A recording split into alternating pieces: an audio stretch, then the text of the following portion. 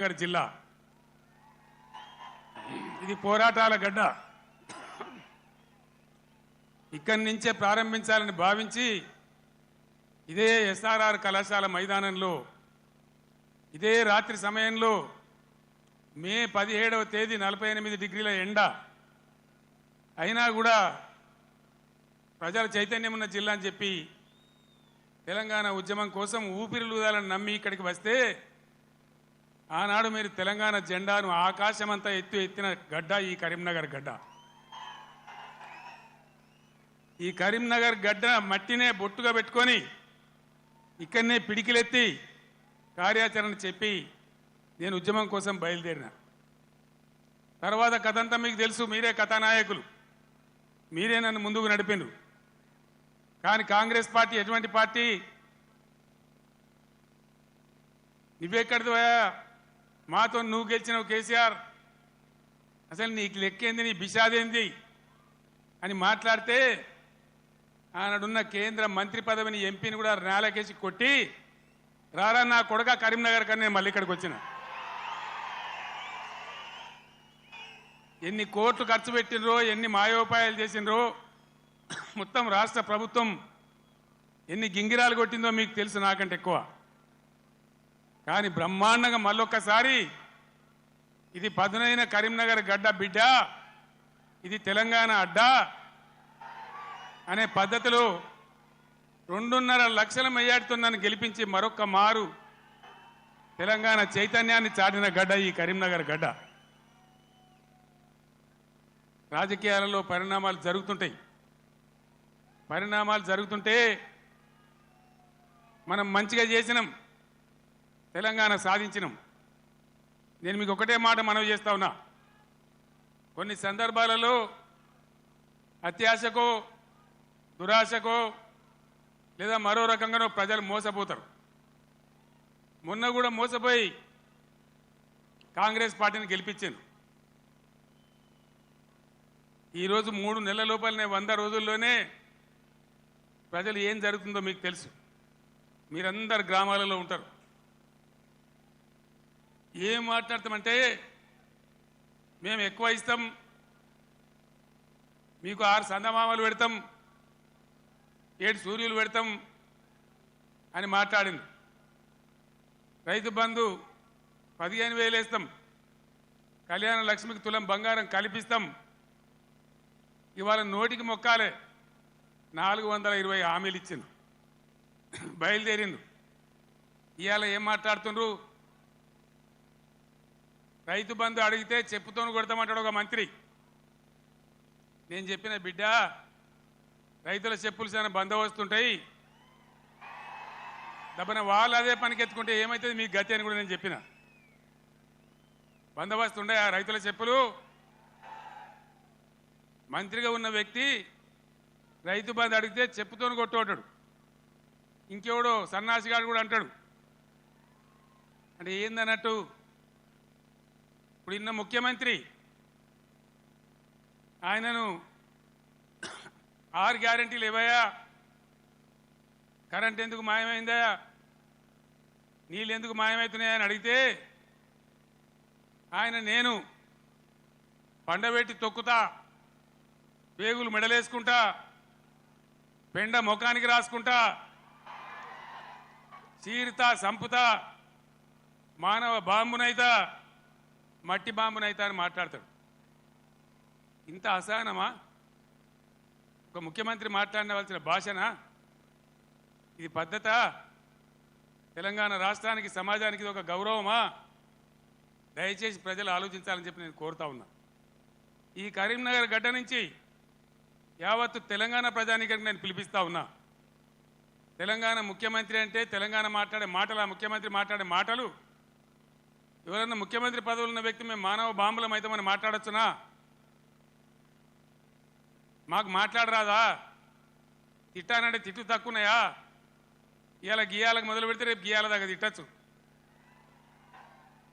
నేను మాట్లాడినా, తెలంగాణ ఉద్యమంలో మాట్లాడినా, తెలంగాణ వ్యతిరేకించిన వాళ్ళను దద్దమ్మలు అన్నా, సన్నాసులు అన్నా, సమైక్యవాదం సమగ్రాభివృద్ధి అంటే సన్నాసులారా ఏది రాని మాట్లాడినా కానీ ఈ విధంగా 10 ఏళ్ల ముఖ్యమంత్రిగా ఉన్నప్పుడు నా నోటి నుంచి ఒక్క రోజన్నా ఒక సందర్భంలోన్నా ఇటువంటి దురుసు మాటలు మీరు విన్నరా? దయచేసి ఆలోచన చేయాలని నేను చెప్పేది చాలా సీరియస్ మాట. ఎందుకంటే తెలంగాణ రాష్ట్రం తెచ్చుకున్నాం, 10 ఏళ్ళు బ్రహ్మాండమైన పాలన చేసినాం. మీ అందరికీ తెలుసు, తెలంగాణ వచ్చినాడు కొత్త కుండల ఈగదు వచ్చినట్టు, దిక్కు దిశ లేదు, బడ్జెట్ ఏందో తెలియదు, కరెంటు లేదు, కాలిపోయే మోటార్లు, పేలిపోయే ట్రాన్స్ఫార్మర్లు, మంచినీళ్ళకు అన్నమో రామచంద్ర, రాష్ట్ర వ్యాప్తంగా చేనేత కార్మికుల ఆకలి చావులు, రైతుల ఆత్మహత్యలు, అప్పుల బాధ భరించలేక ఒక భయంకరమైన పరిస్థితులలో ఈ రాష్ట్ర ప్రజలు నన్ను ముఖ్యమంత్రి చేసిన మీరందరూ కలిసి. నేనేమన్నా అన్నానా? ఆంధ్ర వాళ్ళు మోసం చేసిపోయినారు, డబ్బులు లేవు, ఖజానా ఖాళీ అని నా నోట్ల నుంచి ఎప్పుడన్నా మీరు విన్నారా? లంకె బిందెల కోసం వచ్చినామని అన్నానా? ఎవడన్నా ముఖ్యమంత్రి లంకె బిందెలని మాట్లాడచ్చునా? నీకు ఏ పరిస్థితి దొరికిందో ఆ పరిస్థితి మీద ముందటికి ఒక మార్గం వేసుకొని ఎట్లా దాన్ని చక్కగా చేయాలో చేయాలి. మొన్నటిదాకా బీఆర్ఎస్ ప్రభుత్వం ఉన్నది, 10 ఏళ్ళు పనిచేసినాం.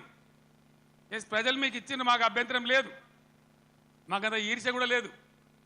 నువ్వు మాకన్నా కుడిచేయి పని చేయి, మాకన్నా మంచిగా పని చేయి, మంచి పేరు తెచ్చుకో, మేము పోటీ పడేటట్టు చూసుకో, మాతో పోటీ పడేటట్టు చూసుకో. కానీ ఈ సీరితము, పండబెట్టి తొక్కుతాము, రైతు బంధు అడితే చెప్తోని కొడతాము. ఒక్క మాట దయచేసి మీరు ఆలోచన చేయాలి. నేను అహోరాత్రాలు కష్టపడి నా రాష్ట్రం భారతదేశానికి తలమానికం కావాలి, ఇక్కడ కరెంటు బాధ పోవాలి. నాకు 2 విషయాలు అయితే నాకు అర్థమైతలేవు. చాలామందిని అడిగిన నేను ఇదేం కథరాబాయ్ అని. మంచినీళ్ళు భగీరథ ప్రయత్నం చేసి 2-3 నెలలు రాత్రి నిద్ర లేకుండా రాత్రి 3 గంటల వరకు కూడా పనిచేసి ఒక అద్భుతమైన పథకం రూపకల్పన చేసి మంచి సోర్సుల దగ్గర పెట్టి నేను ఒక ఛాలెంజ్ చేసిన అసెంబ్లీలో మీకు జ్ఞాపకం చేస్తా ఉన్నా. ఈ 5 ఏళ్ల లోపు 14 నుంచి 19 వరకు ఈ టర్మ్ లోపల భగీరథ నీళ్లు తెచ్చి ఇంటింటికి నల్లా పెట్టి నీళ్లు ఇయ్యకపోతే మేము మళ్ళీ అసెంబ్లీ నిలవడం, ఓట్లు అడగా అని చెప్పి నేను శపథం చేసిన శాసనసభలో. అదే పద్ధతిలో తెచ్చి ప్రతి ఇంటికి ఆదిలాబాద్ గోండుగూడెంలో, నల్లగొండ లంబాడి తండాలో అందరికి కూడా వచ్చే విధంగా ప్రతి ఇంటికి నల్లా ఇచ్చి బ్రహ్మాండంగా మంచినీటి సరఫరా చేసినాం. ఇప్పుడున్న ప్రభుత్వానికి ఆ పథకం నడిపే తెలివి లేదా అని నేను అడుగుతా ఉన్నా. ఎందుకు ఇలా మిషన్ భగీరథల సమస్యలు వస్తూ ఉన్నాయి? అదేవిధంగా రెండవది కరెంటు. మీ అందరికి తెలుసు, నేను ముఖ్యమంత్రి అయినాడు కరెంటు ఎట్లా ఉండే. ఏడాది అర్థం లోపల దాన్ని బాగా చేసి రెప్పపాటు సెకండ్ పార్ట్ కరెంటు పోకుండా రాష్ట్రంలో అన్ని వర్గాలకు కరెంట్ ఇచ్చినాం. పోచారం శ్రీనివాసరెడ్డి గారు నా పక్కనే ఉన్నారు, ఆనాడు వ్యవసాయ శాఖ మంత్రిగా ఉండిరి. ఆయనకు నేను లక్ష్మీపుత్రుడు అని పేరు పెట్టుకున్నా. ఆయన కాలంలోనే 24 గంటలు రైతులకు ఫ్రీ కరెంట్ వచ్చింది, రైతు బంధు వచ్చింది. కరెంటు కరోనా వచ్చి కాటేస్తే కూడా నేను వేరే ఏవో ఆపినా కానీ రైతు బంధు ఆపలే.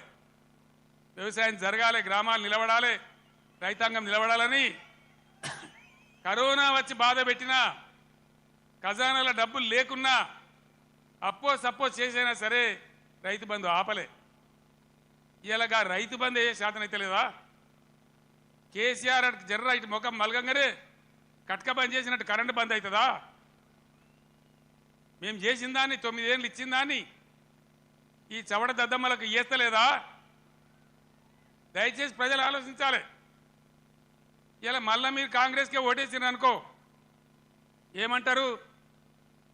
మేము రైతు బంధు ఇవ్వకున్నా, కరెంట్ ఇవ్వకున్నా, మోటార్లు గాలబెట్టినా, నీళ్లు సరిగా తెచ్చి రైతుల పొలాలు ఎండబెట్టినా మళ్ళీ మాకే గుద్దిను, మాకే ఓటేసినారు అంటారు. 6 గ్యారెంటీలు 3 గ్యారెంటీలు అన్నిటికన్నిటికీ ఎగనామం పెడతారు. ఇది కాంగ్రెస్ చరిత్ర మీరు చూసిందే. ఇప్పుడే చెప్పిన వినోద్ కుమార్ గారు, ఇదే అత్యవసరం బీఆర్ఎస్కి ఎంపీలు. ఎందుకంటే ఈ టైంలోనే మీరు కర్రు కాల్చి సురుకు పెట్టకపోతే నిర్లక్ష్యం వచ్చేస్తుంది, అహంకారం పెరిగిపోతుంది. ఇప్పుడు చెప్పుతోని కొడతా అంటే రేపు నిజంగానే కొడతాడు. ఆ విధంగా మోసపోదామా?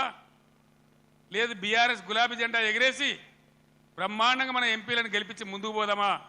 తెలంగాణ సమాజం ఆలోచన చేయాలి. ఏం చేద్దాం? ఏం చేద్దామండి? గులాబీ జెండా ఎగిరేద్దామా? ఈ పార్లమెంట్ ఎన్నికల్లో ఎంత బలంగా గులాబీ జెండా ఎగిరితే ప్రజల పక్షాన కాపలాదారులుగా ఇంతకుముందే వినోద్ గారు చెప్పినట్టు బ్రహ్మాండంగా ముందుకు పోతాం. ఇంతకుముందు వినోద్ గారు చెప్పినారు కరీంనగర్ పార్లమెంట్ కాబట్టి నేను చెప్తా ఉన్నా. భారతదేశంలో ఎన్ని జిల్లాలు ఉంటే అన్ని జిల్లాలకు ఒక్కొక్క జిల్లాకు నవోదయ పాఠశాల ఇవ్వాలనేది కేంద్ర ప్రభుత్వ చట్టం. మనం 10 జిల్లాలు పోయి 33 జిల్లాలు అయినాం. 150 ఉత్తరాలు రాసిన నేను నరేంద్ర మోడీ గారికి పర్సనల్గా పోయి అడిగిన, ఇది చట్టం ఉన్నదయా, ఇది న్యాయం, మేము కొత్త రాష్ట్రం, మేము బాగుపడాలి, ఈమంటే ఒక్క నవోదయ పాఠశాల కూడా ఇవ్వలే. ఒక్కటంటే ఒకటి కూడా ఇవ్వలే. ఒక్క నవోదయ పాఠశాల ఇయ్యరు బీజేపీకి. ఒక్క ఓటు కూడా కరీంనగర్ ఎందుకు వేయాలి?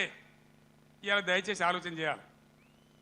దేశవ్యాప్తంగా 157 మెడికల్ కాలేజీలు పెడితే ఒక్క మెడికల్ కాలేజీ కూడా మన తెలంగాణకి ఇయ్యలే. 100 సార్లు అడిగితే కూడా. మరి ఒక్క నవోదయ పాఠశాల ఇవ్వని, ఒక్క మెడికల్ కళాశాల ఇవ్వని బీజేపీకి ఎందుకు ఓటేయాలి? బండి సంజయ్ ఇక్కడ ఎంపీ ఏం చేసినట్టు మీరు దయచేసి ఆలోచన చేయాలి. 5 రూపాయల పని చేసిండ్రా? 5 రూపాయలు ఏమన్నా 10 రూపాయల పని జరిగిందా? ఇంతకుముందు వినోద్ గారు చెప్పిన, నేను మళ్ళీ చెప్పదలుచుకోలే. ఆయన ఉన్నప్పుడు కరీంనగర్ స్మార్ట్ సిటీ కానీ, జాతీయ రహదారులు కానీ, రైలు మార్గం కానీ, ఇంకా అనేక ఇన్స్టిట్యూట్స్ గురించి కానీ కేంద్రంతో పోరాటం చేసిండు. చాలా ఎక్కువసార్లు పార్లమెంట్లో మాట్లాడిండు. అసలు బండి సంజయ్కు వినోద్ కుమార్కు పోలిక ఉన్నదా? దయచేసి మీరు ఓటు పోసే ముందు ఆలోచించాలని కోరుతా ఉన్నా. ఎటువంటి వాడు మన ఎంపీగా ఉంటే మనకు లాభం అవుతుంది? నిజాయితీగా ఉండి నా ఎంబడి నిజాయితీగా ఆశాంతం ఉద్యమ పొడుగున ఏనాడు కూడా మడమ తిప్పకుండా పనిచేసిన నాయకుడు వినోద్ కుమార్. నిజాయితీకి మారుపేరుగా ఉన్న వ్యక్తి వినోద్ కుమార్. ఏ జిల్లా ప్రజలైతే తన ఎంపీ గెలిపించిండ్రో వాళ్ళ కోసం అన్ని రకాలుగా ముఖ్యమంత్రిగా నాతోని కానీ కేంద్రంతో కానీ కొట్లాడి ఈ ప్రాంతానికి పనులు కానీ, డబ్బులు కానీ, నిధులు కానీ రాబట్టడానికి అన్ని విధాలా పనిచేసిన వ్యక్తి వినోద్ కుమార్. దయచేసి ఆలోచన చేయాలి. కేసీఆర్ ఉన్నాడు, ఒక ఎకరం పొలం ఎండిందా? మరి ఇవాళ ఏం బీమారి వచ్చింది? ఈ బీమారి ఇట్లనే ఉండానా? మళ్ళా తెలంగాణ ఆత్మహత్యలు రావన్నా? మేము ఏం చేసినా ఒక పథకం ప్రకారం చేసినాం, ఒక సిస్టమ్ ప్రకారం చేసినాం. తెలంగాణలో వ్యవసాయ స్థిరీకరణ జరగాలని వ్యవసాయ పాలసీ పెట్టుకున్నాం. నాకు ఎవరు దరఖాస్తు చేయలే, దండం పెట్టలే, ఎవరు ధర్నా చేయలే. రైతు బంధు తెచ్చినాం. దేశంలో ఏ రైతు నాయకుడు తేలే. చరణ్ సింగ్, దేవిలాలు, మహారాష్ట్రలో వసంత్ దాదా పాటిల్, చాలామంది రైతు బిడ్డలు ముఖ్యమంత్రులు అయినారు. కానీ వాళ్ళు ఎవరు పెట్టలే. ఇండియాలోనే మొట్టమొదటిసారిగా రైతు బంధు అనే పథకం పేరు పెట్టి స్టార్ట్ చేసిందే కేసీఆర్ ప్రభుత్వం కాదా? మీరు ఆలోచించాలని నేను కోరుతా ఉన్నా. రైతు బీమా, రైతు చచ్చిపోతే అడిగే దిక్కు లేకుండే. రైతు ఏ గుంట భూమి ఉన్న రైతు చనిపోయినా 5 లక్షల రూపాయల బీమా తెచ్చిపెట్టినాం. ఇలా దాని గురించి వివరం లేదు. ఏ విధంగా పరిశ్రమలు వచ్చినాయి, ఏ విధంగా ఐటీ వచ్చింది, ఏ విధంగా రాష్ట్ర జీఎస్డీపీ పెరిగింది, ఏ విధంగా రాష్ట్ర పర్ క్యాపిటా పెరిగింది. దయచేసి కరీంనగర్ మేధావులు, తెలంగాణ ప్రజలు తమ పార్లమెంట్లో ఓటేసే ముందు ఈ విషయాలన్నీ కూడా ఆలోచన చేయాలి. మీ అందరినీ కూడా నేను కోరేది ఒకటే. నేను పెద్ద లంబా చెవుడా గంటసేపు మాట్లాడా, మీరన్నీ చూస్తున్నారు. ప్రతిదానికి మీరే సాక్షులు. కేసీఆర్ నాడు ఎట్లా పచ్చని పొలాలుండే, ఎట్లా 24 గంటల కరెంటు ఉండే, ఇలా ఇంత మాయలమే ఎట్లా మాయమైనాయి, ఎందుకు మాయమైనాయి? ఈ అసమర్థ కాంగ్రెస్ పాలకులు బోగస్ మాటలు చెప్పిండ్రు. రైతులకు బోనస్ ఇస్తామన్నారు. మొన్న వానకాలం పంట బోనస్ ఇచ్చిండ్రా? ఇప్పుడు యాసంగి గురించి ఇస్తామని చెప్తున్నారా? అంటే బోనస్ బోగస్ అయిపోయింది. ఈ విధంగా అనేక విషయాలలో పదవికి ఇప్పుడే వచ్చినాం కదా, ఇప్పుడే అబద్ధం ఎట్లా ఆడితే ఎట్లా అనే ఇది కూడా లేకుండా అడ్డగోలుగా మాట్లాడుకుంటూ, నానా బూతులు మాట్లాడుకుంటూ, ఒకటే రకంగా కేసీఆర్ మీద ఏడ్చుకుంటూ వాళ్ళు పనిచేస్తూ ఉన్నారు, మీరు చూస్తూ ఉన్నారు. కాళేశ్వరం ప్రాజెక్ట్, దానిలో మేడిగడ్డ బ్యారేజు 100 కాంపోనెంట్లలో అదొక చిన్న కాంపోనెంట్.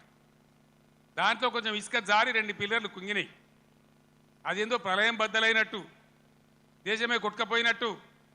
నేను 2-3 రోజుల తర్వాత టీవీలో కూర్చుంటున్నా, ప్రతి ఇంటికి చేరుకొని చెప్తా కాళేశ్వరం సంగతి ఏందో, ఎందుకు గట్టినమో. కాళేశ్వరం పుణ్యమే కదా, ఎంత బ్రహ్మాండంగా ఈ జిల్లాలో నీళ్ళు వచ్చినాయి. ఏ విధంగా మిడ్ మానేరు ఎల్ఎండి నిండి ఉంటుండే, ఏ విధంగా చెరువులు చెక్ డ్యాములు మత్తళ్ళు దుంకుతుండే. చాలా దుఃఖం కలుగుతూ ఉంది మనసుకు. నా కండ్ల ముందే ఇంత తొందరలోనే ఈ కరెంటు మాయం కావడం, రైతులు కళ్ళలో నీళ్లు పెట్టుకోవడం, సోషల్ మీడియాలో చూస్తూ ఉంటే అనేక చోట్ల రైతులు పొలాలు కాలబెడతా ఉన్నారు, గొర్రెలను మేపుతా ఉన్నారు, గొడ్లను మేపుతా ఉన్నారు. వాళ్ళు అట్లా నాశనం అవుతుంటే కూడా నేను పేగులు మెడలేసుకుంటా, పండబెట్టి తొక్త డైలాగులే తప్ప, రైతు సోదరులారా భయపడకండి. ఒకనాడు ఇదే ఎస్ఆర్ఎస్పీకి నీళ్ళు తక్కువ పడితే సింగూరు డ్యాంలో ఉంటే అక్కడి నుంచి తెచ్చి వరంగల్ దాకా ఇచ్చి కూడా పంటలు కాపాడినాం. సిఆర్ గారు నా పక్కనే ఉన్నారు.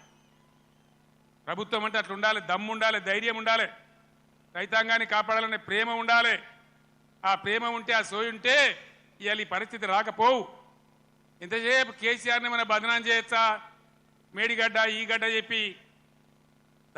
మన పనులలో ఒక పన్ను వదలవుతుంది, 32 పనులు రాలగొట్టుకుంటామా, మొత్తమే ఊడగొడతామా? ఏ పన్ను అయితే ఊగుతుందో ఆ పన్ను బాగు చేసుకుంటాం, కానీ మొత్తం పనులు అయితే రాలగొట్టుకోం కదా. ఒక 2 పిల్లర్లు, మొత్తం 300 పిల్లర్లు ఉంటాయి కాళేశ్వరంలో. అలా కలిసే నదుల మీద, ఉపనదుల మీద, మెయిన్ గోదావరి మీద 300 పైచిలకు పిల్లర్లు ఉండేటువంటి కాళేశ్వరం ప్రాజెక్టులో 2 పిల్లర్లు కుంగిపోయినాయని, అది భారతదేశమే మునిగిపోతున్నంత బొబ్బ చేసి కేసీఆర్ మీద బదనాం పెట్టాలనే పద్ధతిలో ఇలా చిల్లర రాజకీయం చేస్తూ ఉన్నారు తప్ప, మరి రైతుల మంచినీళ్ళు ఇలా మార్చి 10-12కే ఇట్లా ఉంటే రేపు ఏప్రిల్ మే నెలలో ఏం కావాలి మన గతి? ఏం కాబోతా ఉన్నది? ఏం జరగబోతా ఉంది? అందుకే ఇవాళ మళ్ళీ మీరు తప్పిపోయి, దయచేసి నాయకులు, కార్యకర్తలు మీరందరూ కూడా వినోద్ గారు కోరినట్టు గ్రామాలలో చర్చ పెట్టాలి. ప్రతి బీఆర్ఎస్ కార్యకర్తకు, నాయకులు నేను విజ్ఞప్తి చేస్తా ఉన్నా, ఏ విషయం చూసినా కూడా వీళ్ళ వైఖరి సరి అనే పద్ధతిలో లేదు. ఇప్పుడు వచ్చిన ప్రభుత్వం ఒక అంకుశంలాగా బీఆర్ఎస్ ఉండాలి. బీఆర్ఎస్ బలం తెలంగాణ బలం. ఎందుకంటే బీఆర్ఎస్ తెలంగాణ దళం, తెలంగాణ గలం. శాసనసభలో కానీ, పార్లమెంట్లో కానీ అన్ని విధాల ఇటు రాష్ట్రాన్ని, కేంద్రాన్ని ఒప్పించి మెడలు వంచి బ్రహ్మాండంగా పని జరిగాయనంటే బీఆర్ఎస్ ఉండాలి. నేను మా ఎమ్మెల్యేలు వస్తే నేను చెప్పిన, వాళ్ళు గెలిచిండ్రా 3 నెలల దాకా వాళ్ళని పనిచేయనండి, 4 నెలల దాకా వాళ్ళ వ్యవహారం ఏదో చూద్దాం, మన మీద వాళ్ళకి అధికారం వచ్చిందని ఈర్ష్యపడ్డట్టు అక్కస్తో ఉండొద్దు, మనం వదిలిపెడదాం వాళ్ళను, 4 నెలల తర్వాత కార్యాచరణ మొదలు పెడదామని అన్నాం. ఒక్కటంటే ఒక్క మాట మీద ఖాయం ఉండద్దా? ఉరుకుర్రి 2 లక్షలు రుణం తెచ్చుకోండి, 9 తారీఖు నాడు నేను మాఫీ, డిసెంబర్ 9 నాడే. అందుకే ఈరోజు బీఆర్ఎస్ ఎమ్మెల్యేలు ప్రశ్నిస్తూ ఉన్నారు, బీఆర్ఎస్ నాయకులు ప్రశ్నిస్తూ ఉన్నారు. మీ అందరు నేను కోరేది ఒకటే, తెలంగాణ బలంగా ఉండాలంటే బీఆర్ఎస్ బలంగా ఉండాలి, ప్రశ్నించేవాడు ఉండాలి. తెలంగాణ సోయి ఉన్నవాడు, తెలంగాణ ఉద్యమం తెచ్చిన వాళ్ళు, పేగులు దిగేదాకా కొట్లాడినోళ్ళు, సావు అంచు దాకా పోయి సావు నోట్లో తలకాయ పెట్టినోళ్ళు, వాళ్ళకు ఉంటుంది కడుపు నొప్పి తెలంగాణ గురించి. కాబట్టి నేను తెలంగాణ యావత్ ప్రజానీకాన్ని కోరుతా ఉన్నా, నా మాటల్ని మీరు దయచేసి ఆలోచన చేయండి. ఈరోజు ప్రభుత్వం నడిపే విధానం చూడండి, మేము ఉన్నప్పుడు ఎంత గౌరవంగా నడిపినామో చూడండి, ఎన్ని రకాల స్కీములు తెచ్చి ప్రజల్ని ఎట్లా కడుపులో పెట్టుకున్నామో చూడండి. ఇలా చేనేత కార్మికులు బతుకమ్మ చీరలను తెచ్చినాం, తమాషకు తేలే, చెక్కిలి గింతల కోసం తేలే. నేను అన్నాడు ఉద్యమంలో, నేను ప్రొఫెసర్ జయశంకర్ సిరిసిల్ల నుంచి పోతుంటే మధ్యరాత్రి పూట గోదల మీద కారు లైట్లు కనబడతా ఉన్నాయి, ఆత్మహత్యలు చేసుకోవద్దు, సావు సమస్యలకు పరిష్కారం కాదు అని. అవి చూసి మేము కళ్ళలో నీళ్లు పెట్టుకొని ఏడ్చినాం. 60 ఏళ్ళ స్వతంత్రంలో ఇలా సావుల గురించి, ఆత్మహత్యల గురించి మాట్లాడుతున్నామంటే సిగ్గుపడాలి. తెలంగాణ వస్తే తప్ప బతకమని సిరిసిల్లలో ఒకటే రోజు 11 మంది చేనేత కార్మికులు చచ్చిపోతే పార్టీ నుంచి నేను 50 లక్షల రూపాయలు తెచ్చి మీ దండం పెడతామని ఒక ఏడాది దాకా చావకుండ్రి, తెలంగాణ వచ్చేదాకా బతకండి, మేము మిమ్మల్ని బతికించుకుంటామని చెప్పినామన్నాడు. దాన్ని దృష్టిలో పెట్టుకొని విద్యార్థులు వేసుకునే యూనిఫామ్లు కావచ్చు, పేద వర్గాల మహిళల కోసం పండగకు కొనుక్కొని వాళ్ళ కోసం బతుకమ్మ చీరలు కావచ్చు, పథకం తెచ్చి వాళ్ళకి ఇచ్చినాం. చేనేత మిత్రులు లాంటి ఎన్నో కార్యక్రమాలు పెట్టినాం. మీరు చూస్తూ ఉన్నారు, గత 7-8 సంవత్సరాల నుంచి చేనేత కార్మికుల ఆత్మహత్యలు ఆగిపోయినాయి. పవర్ లూమ్స్ వాళ్ళని ఎంకరేజ్ చేసినాం, వాళ్ళని కాపాడే ప్రయత్నం చేసినాం. ఏం చేసినా ప్రజలను దృష్టిలో పెట్టుకొని, పేద వర్గాలను దృష్టిలో పెట్టుకొని, రైతులను పెట్టుకొని చేసినాం. నేను వ్యవసాయ స్థిరీకరణ అని ఒక మాటలో చెప్పిన, దేశంలో ఎవ్వరు కూడా పిలువనటువంటి మాట రైతు బంధు అని పేరు పెట్టి రైతు బంధు తెచ్చినాం. 24 గంటలు ఫ్రీ కరెంట్ ఇచ్చినాం. రైతు పండించిన ప్రతి గింజను కనీస మద్దతు ధరకు కొని నేరుగా వాళ్ళ బ్యాంకులోకి డబ్బులు పంపినాం. ఈ సదుపాయం వల్ల తెలంగాణ రైతాంగానికి గుండె ధైర్యం వచ్చింది. ఇక నిలబడగలుగుతాం అనుకున్నారు, కానీ 3 నెలలనే ఇంత మార్పు జరిగితే, పంటలు ఎండబెట్టే పరిస్థితి వస్తే నా కళ్ళల్లో కూడా నీళ్ళు వస్తూ ఉన్నాయి. ఏం అన్యాయం, ఏం గరి. ఆనాడు సమైక్య పాలకులు ఇచ్చినాం, ఇప్పుడు అంతకంటే కూడా భయంకరంగా తయారైందని. నేను చేనేత కార్మికులు కూడా మనవి చేస్తూ ఉన్నా, మీరు మళ్ళీ బతకాలంటే మీ తరఫున కొట్లాటోళ్ళు అసెంబ్లీలో ఉన్నారు, పార్లమెంట్లో కూడా ఉండే అవసరం ఉంటుంది. ఇటు రాష్ట్రాన్ని అటు కేంద్రాన్ని నిలదీసి ఖచ్చితంగా చేనేత కార్మికులు కూడా దయచేసి ఇలా ఆలోచన చేయాలి. ఓటు ఏదో తమాషకేయద్దు. మొన్న కూడా కొంతమంది తమాషకేసిండ్రు. ఏమైంది, కరెంటు బాగా అయింది, మంచినీళ్ళు బాగా అయింది, రైతు బంధు వస్తుంది, ఇవన్నీ సెటిల్ అయిపోయినాయి, ఇక బాధ లేదు, వీడేమో ఎక్కుతున్నాడు. కానీ ఆయనతో దురాశ కట్టి చేయి చాపిండు. తీర్థం పోదాం తిమ్మక్క అంటే వాడు గుల్లే, మనం సల్లే. తీర్థం పోయినాం నమ్మి, కాంగ్రెస్ తీర్థం పుచ్చుకున్నాం. ఏమైంది, వాళ్ళు మంచిగా పదవులకు ఎక్కిరు, బ్రహ్మాండంగా ఉన్నారు, డబ్బు మూటలు గుంజుతున్నారు, దౌర్జన్యంగా దోపిడీ చేస్తున్నారు, ఢిల్లీకి మళ్ళీ సూట్ కేసులు పంపుతున్నారు. ఆ పని మీద బిజీ ఉన్నారు ఫుల్గా. ముఖ్యమంత్రి మంత్రులు హైదరాబాదు ఢిల్లీ, ఢిల్లీ హైదరాబాద్ తిరుగుడు. 3 నెలల 9 మాటలు పోతారు. ఇన్ని యాత్రలా అంటే ఏం జరుగుతుంది? మళ్ళోసారి తెలంగాణ ఆత్మగౌరవాన్ని ఢిల్లీ గద్దల పెద్దల దగ్గర, వాళ్ళ పాదాల దగ్గర తాకట్టు పెట్టి ఇలా మన ప్రాణాలతో చెలగాట మాడుతూ ఉన్నారు.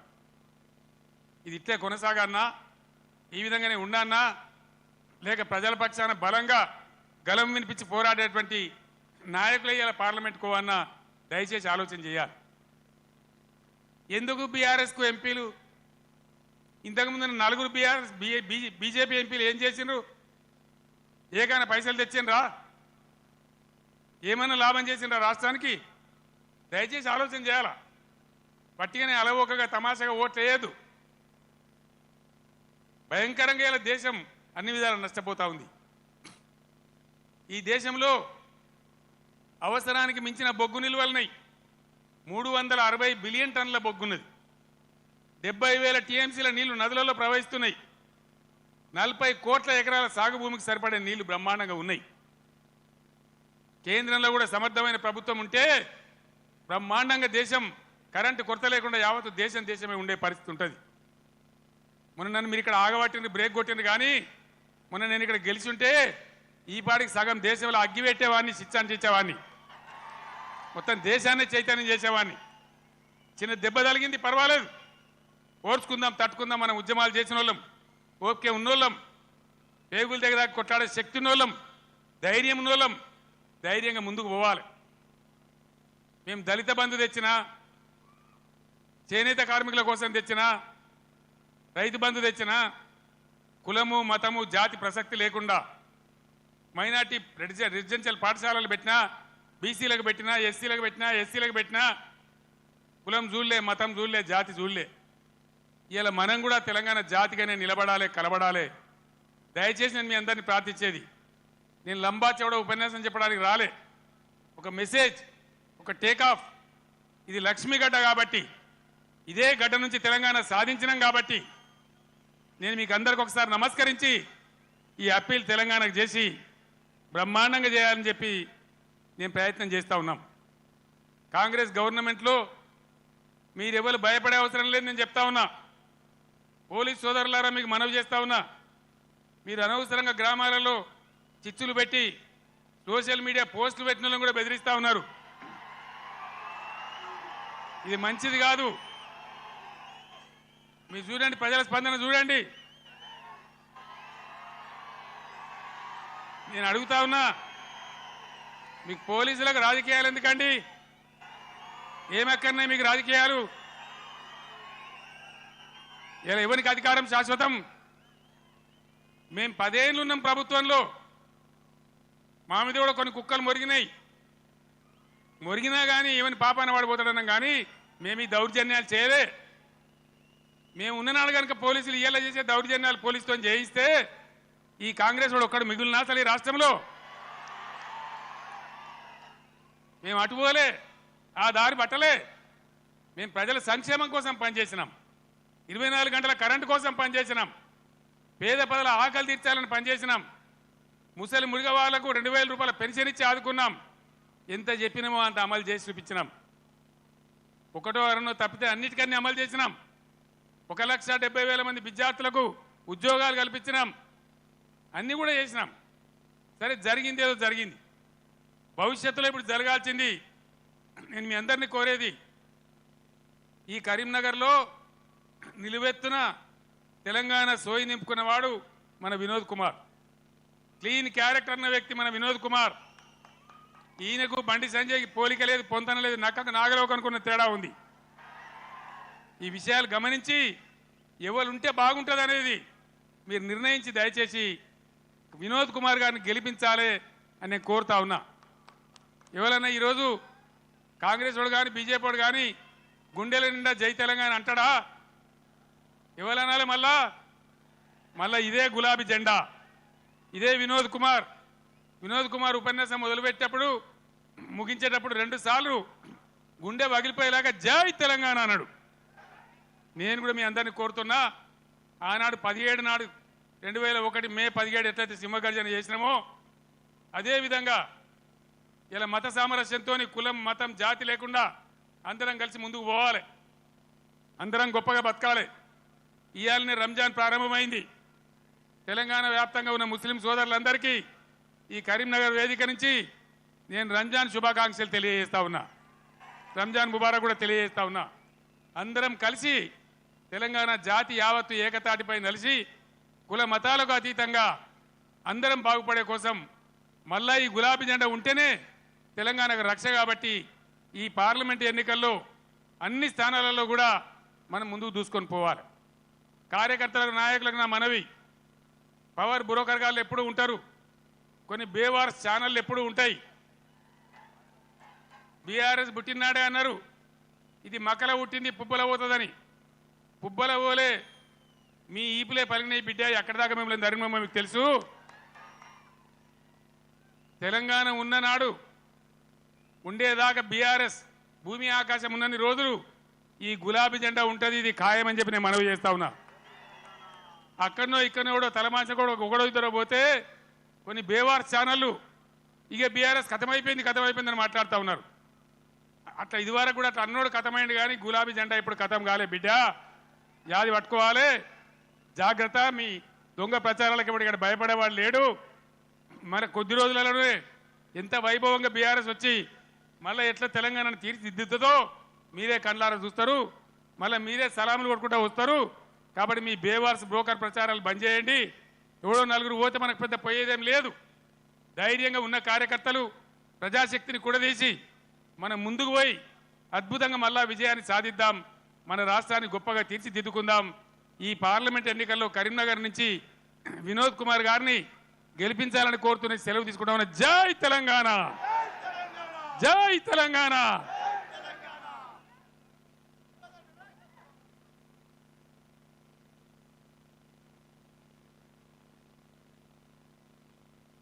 దమ్మున్న గడ్డ మీద దమ్మున్న నాయకుడే పుడతాడు. ఇలా కాళేశ్వరం ప్రాజెక్ట్